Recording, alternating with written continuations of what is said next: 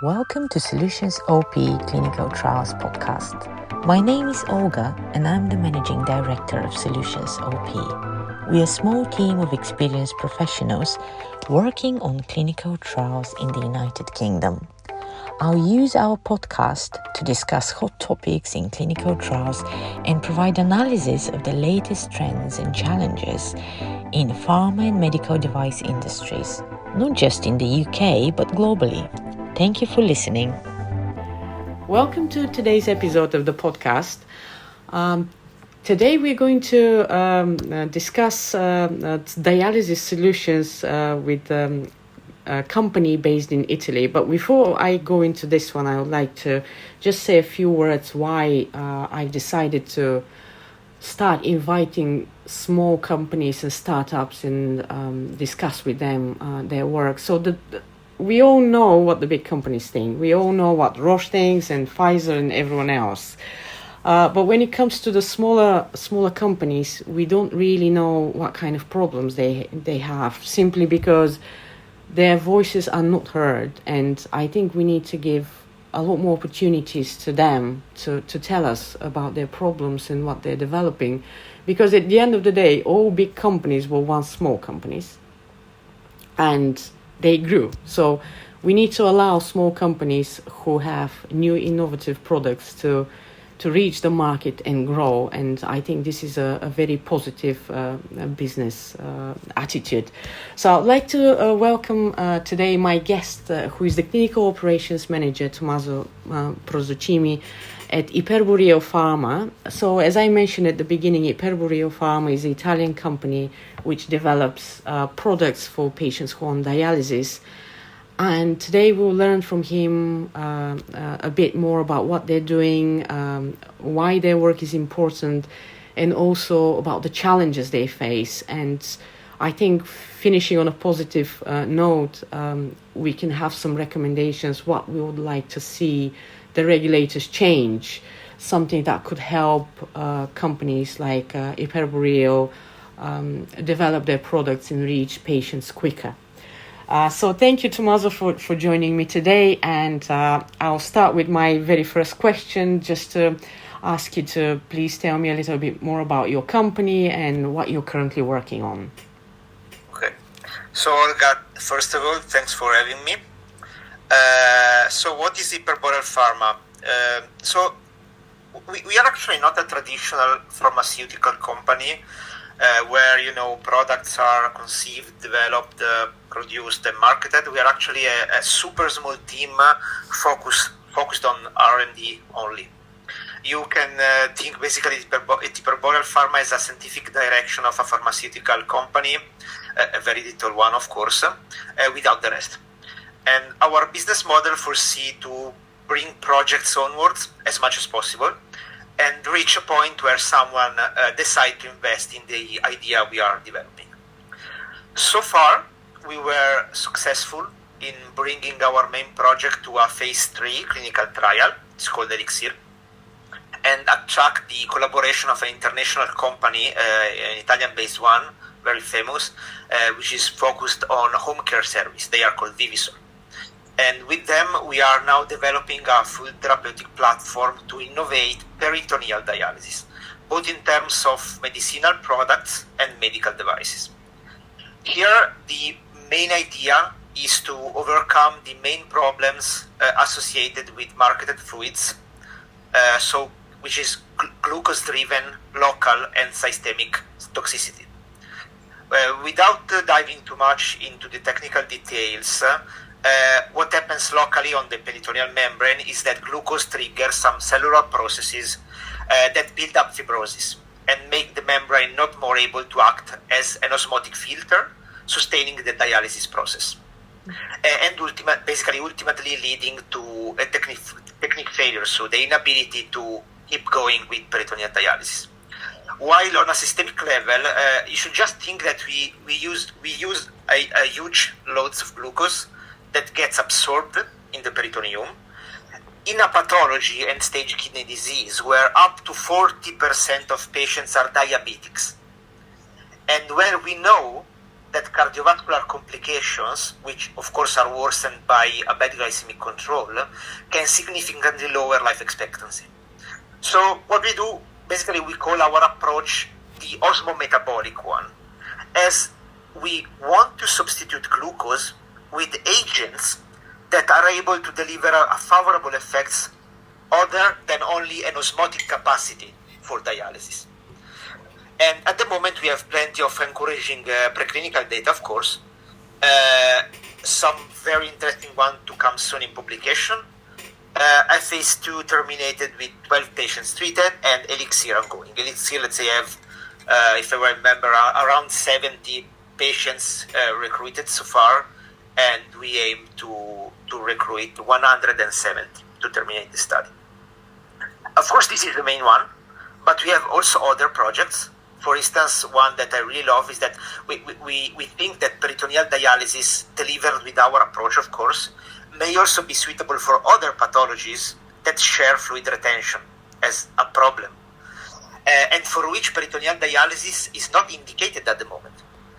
Above all, super interesting is refractory congestive heart failure, which is basically a condition of terminal heart failure where your heart does not work properly anymore, kidneys are not perfused enough, and they lose performance, and a vicious cycle builds up called cardiorenal syndrome. Basically, patients get severely congested, they can develop resistance to diuretics, and when this happens, they approach the end of life. So, treating them with peritoneal dialysis is a way where their kidneys disposing fluids, hopefully regaining some function and restoring some sensitivity to diuretics as well. Of course, considering that we cannot cure them. The main goal here is to improve their quality of life, which, believe me, is very miserable in those conditions. Where they are super congested, they can't even breathe. They feel like they're drowning. It's terrible. Methodologically speaking, it's a very interesting project because here we are actually testing two interventions at the same time.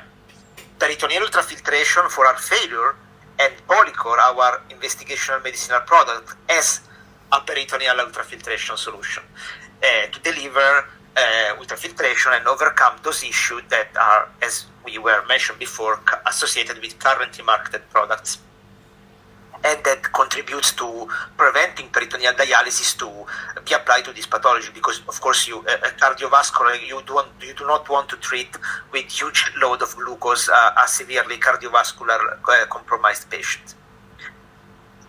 This is a phase 2 study. It's currently recruiting, but to be honest, in this moment we are working on a crucial amendment because we need to simplify the protocol and boost recruitments. And also, as you imagine, we are looking for potential investors to join us in the project, because this study is insanely expensive, and we cannot do a whole clinical development on our own. So we are still looking for someone interested in joining us. Then we have some other secondary projects. Let's say we have a super early drug discovery project that is focused on fibrosis-related pathologies. We submitted a patent in late 2024. We have super interesting unpublished data on the potentiation of an enzyme activity that seems to be able to prevent or revert those cellular processes that are associated with fibrosis development. Of course, even in this case, everything started from peritoneal dialysis, where you have peritoneal fibrosis to counteract, and it's there where during our preclinical development that we discovered this enzyme as a potential target for these pathologies. We are going on, but again, also here we are waiting for some funds. We submitted a couple of months ago a Pathfinder program to the European Union. Then we are at other two, and then I stop bothering you with our stuff. We are involved as partners in our new company that is going to be founded soon in collaboration with an institution in Milan, an important one. And here we should be focused on organ preservation and acute kidney injury prevention. And still, we are start thinking to exploit some experience we have to also help in this moment autonomous investigators that want to deliver to do some clinical research, and why not potentially in future also companies. That's brilliant. Thank you so much, Tommaso. It's actually so interesting, to see such a small company which does so much. If you think about it, big corporations, they have massive amount of stuff. And when you're a small company with several people, it's extremely hard, and it's a lot of hard work, and it's really hard work for these companies and people like you to be able to do that. So my next question is, I came across a couple of months ago, there was notification that FDA announced some shortages of dialysis solutions. So I was thinking, how important is to have new dialysis and more dialysis options for patients, and is there any global shortage, anything that you would like to share in that area? Thank you. So I'm not aware of any current shortage, but I know there were one in the United States from due to a problem on a plant of a very important company's manufacturing and delivering peritoneal dialysis fluids. You should consider that companies that delivers this kind of medicinal products are super limited, and this is the problem.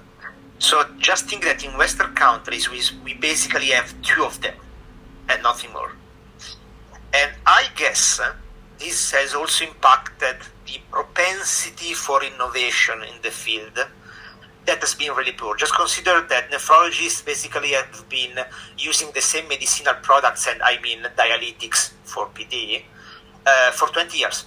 The last revolution in our field was the introduction of icodextrin as an osmotic agent, a colloidal one, which was approved by FDA in 2002, so more than 20 years ago.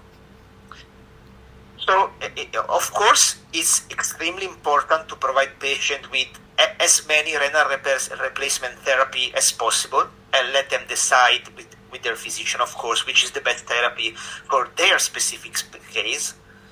ED, peritoneal dialysis, is one of the options that however, historically, has been considered, it's not really true now, but historically has been considered as a second-grade choice. And there are many, many reasons. Okay, for instance, in early decades of dialysis, peritonitis rates were extremely high and could be life-threatening. So because access to sterile supplies and good technique was limited and so on. So hemodialysis at those times seemed safer. Then hemodialysis allows a rapid removal of fluids and solutes over a few hours, while PD relies on a slower and continuous exchange. We can be less precise and unstable, but actually we know now that this is actually an advantage because you preserve kidney function and you slowly dialyze the patients. It's more biocompatible. Then also nephrologists and dialysis nurses historically were better trained and equipped to deliver hemodialysis. Hospitals had more HD infrastructures, and this led basically to a sort of center-based culture favoring hemodialysis rather than peritoneal dialysis. Then you have other historical issues now, like peritoneal membrane tends to lose its transportation properties over time, and this is exactly because of glucose, and this is exactly what we are trying to address with our product. So and there are other reasons, but the news is that this is not true anymore. So it's getting more and more evident that peritoneal dialysis carries significant advantages over HD. So first of all, it's a non-based therapy, which provides the possibility for a more independent life to patients. In particular, if the patient does not live close to a dialysis unit, which is an important problem. It allows for a better preservation of residual kidney function, as I was mentioning before, which we know is a very key important factor for long-term outcomes. It is more cost-efficient, a lot more cost-efficient, and it allows a way better individualization of the therapy. So keeping in mind this, we are going most probably to increase peritoneal dialysis incidence over the next year. And for this reason, we have to elevate its standards and provide better medicines and medical devices as well. One of the challenges is glucose, and this is where we are trying to do our job. That's brilliant. So basically, if you have so few companies actually working in that field, it's really risky potentially for the patients, because if for whatever reason someone is not able to manufacture something, that could potentially lead to drug shortages, and this could be really critical for patients. It's risky for the patient, but also for the science, because few companies doing the same stuff is not really pushing research forward. Competition is pretty important for this. If you don't have competition, you don't have the momentum you need for research. Yeah, I absolutely agree with you on this one. That's really a brilliant point. And I'll go to our very last question, which is actually quite a big one, as you know.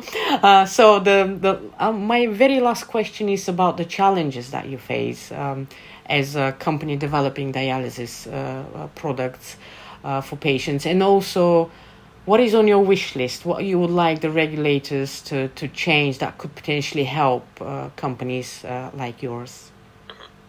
So first of all, let me say that I really hope to not banalize this topic too much, because I might be a little bit too young and not so expert to see what really are the real issues in our system. But I think that our regulatory framework has become insanely complex.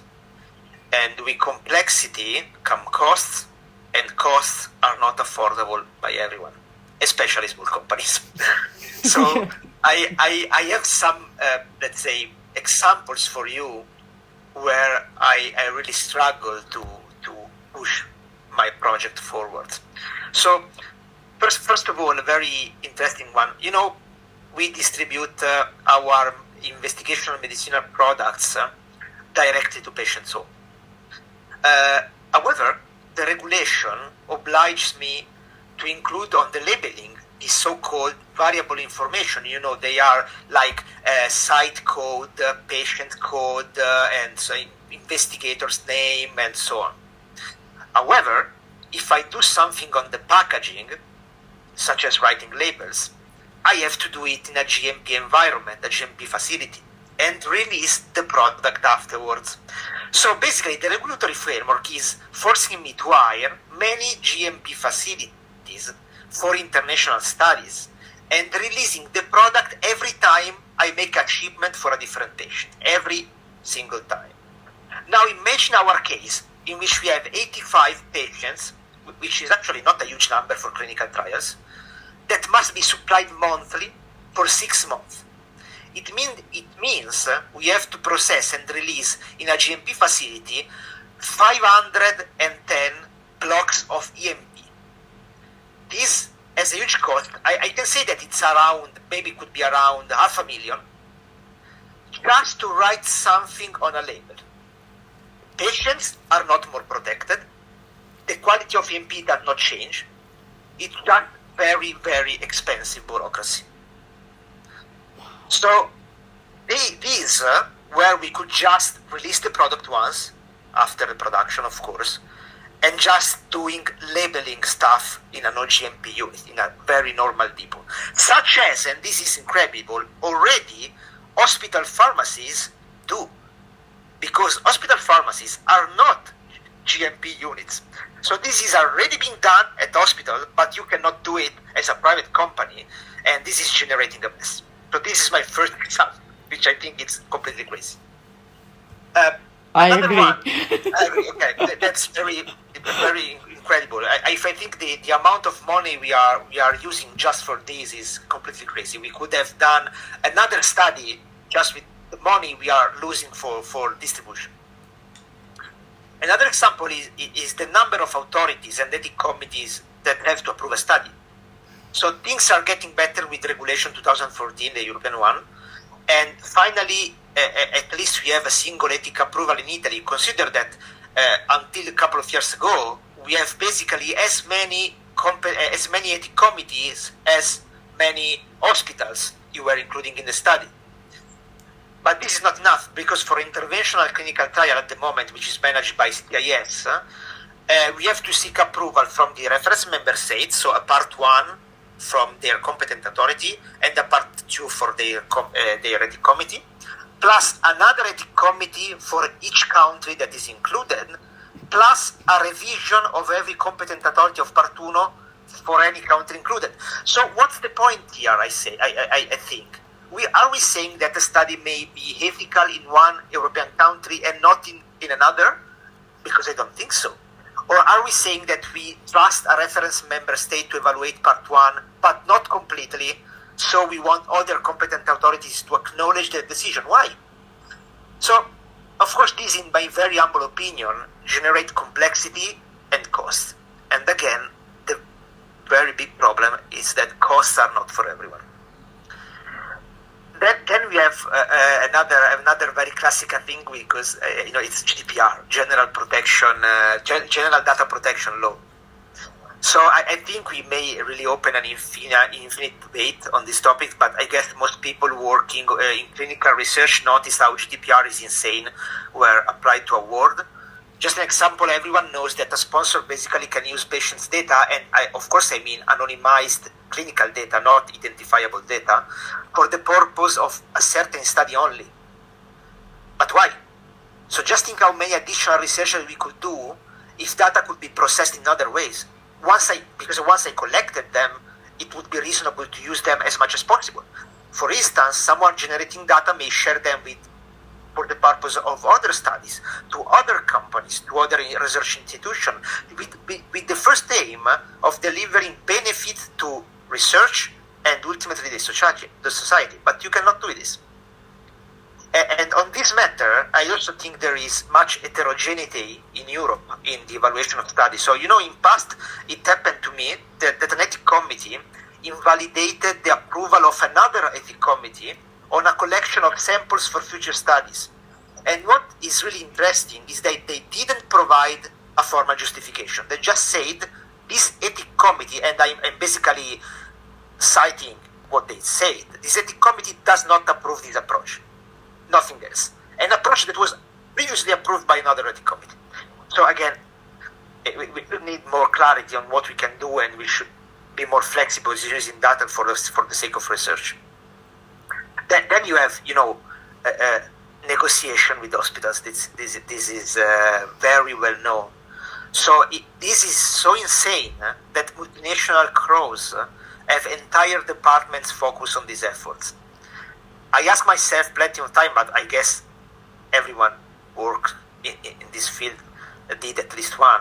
Why we have to deal separately with any hospital, even when they are public? Why we have to negotiate the price with anyone? Why we can't have a sort of algorithm to define the patient fee and study specific clauses once for the study?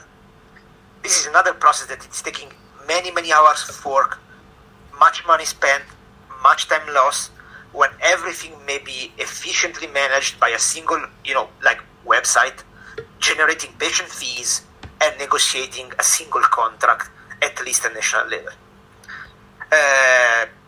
But I know that in UK it's slightly better than in other countries in Europe, but my experience with UK is that at the end of the day you still have to negotiate the contract with the specific hospital administration. So you solve this problem partially.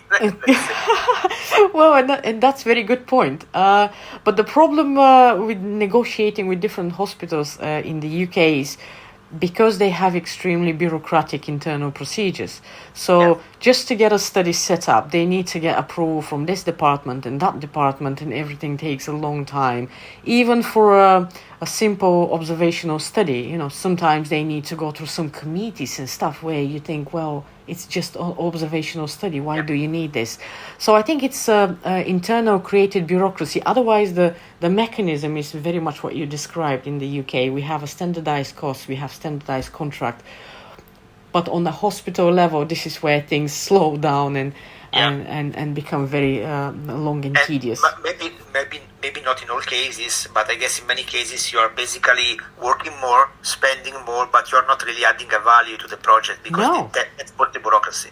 No, definitely not. No, and I completely agree with you. I think the requirement to require GMP facility to do a labeling, something which is not really, it's like a very simple label to put.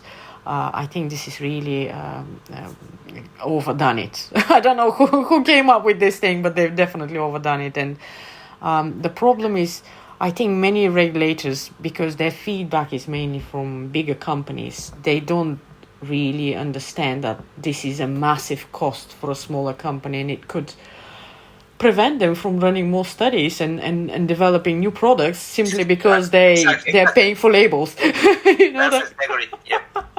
But you know, the most exciting, the most interesting example I have for you has an happy ending. So, as I mentioned before, we have this study where we deliver the IMP directed patient, so which is Elixir, and it was actually set up as a study before under Directive 2001, which is the European directive before the 2014 regulation, and before the guidelines for decentralized trials were published.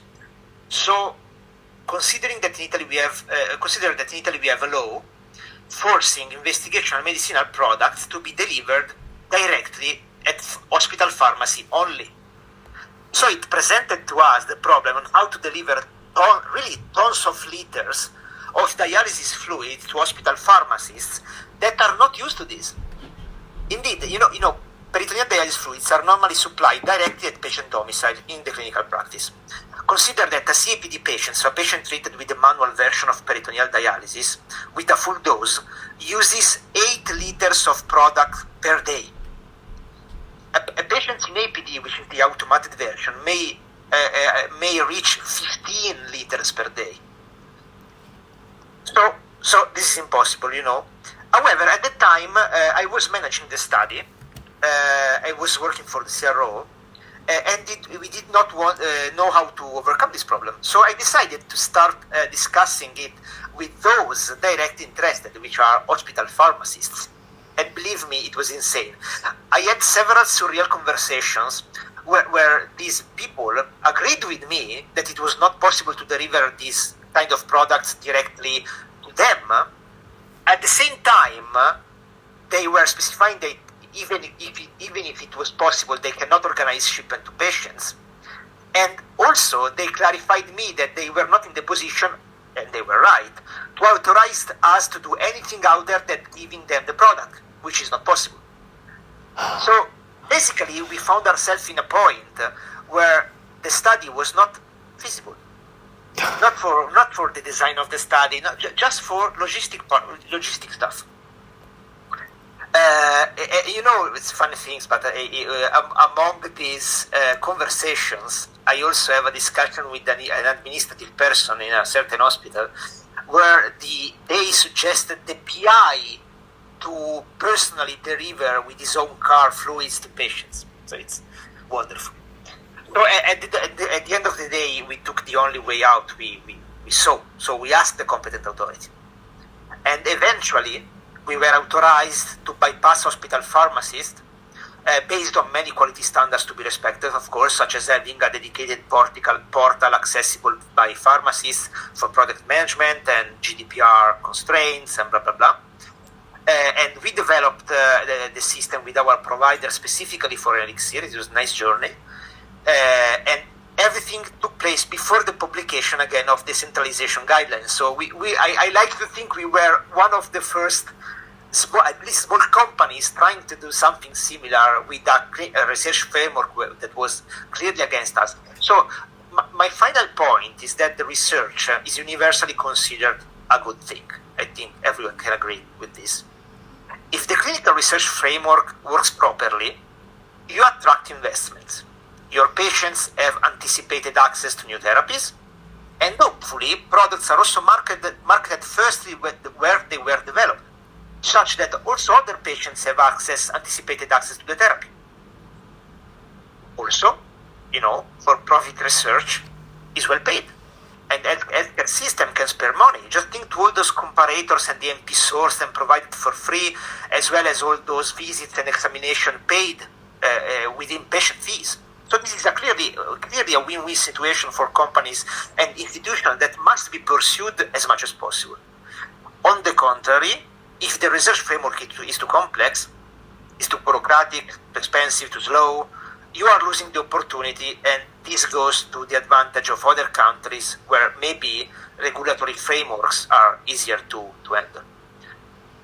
That said, I really think we have to make research doable in the easiest way possible, and it must be affordable. Of course, we have to, prioritize patients' rights and safety, but I really don't think this comes with bureaucracy. That's the main point. And I completely agree with you, and it's quite fascinating to learn about these completely unnecessary challenges that companies like yours, where you're developing new dialysis solutions, are facing because of logistical issues or some contradictions in a law, or because you're required to do GMP to have GMP facility for labeling for something that pharmacy could normally do themselves. So it's quite it's really crazy situation, but that explains why not many companies are doing that kind of work. If we create challenge on every step for them, and if we make it extremely expensive, obviously they cannot afford it, and that's why they don't develop new products. And then at some point we sit and think, well, what happened? Why we don't have any more dialysis solutions? Why is no one working in this field? And I think now we have a very clear answer to this question. Thank you so much, Tommaso, for joining me today. Thank you for having me. It was a pleasure. Thank you so much. And thank you, everyone, for listening. And hopefully we'll have another interesting topic like this one in the next episode. Thank you.